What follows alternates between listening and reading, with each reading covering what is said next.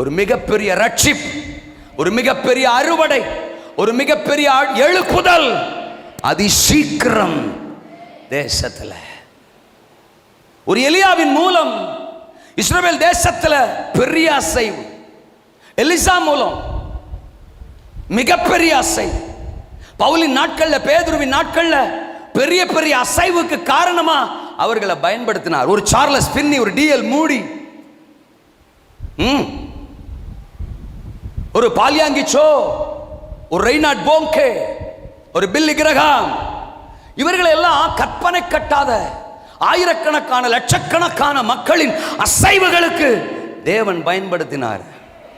இந்திய தேசத்தில் ஒரு டிஜிஎஸ் தினகரன் ஐயாவை ஆயிரங்களின் லட்சங்களின் அசைவுக்கு கர்த்தர் பயன்படுத்தினார்.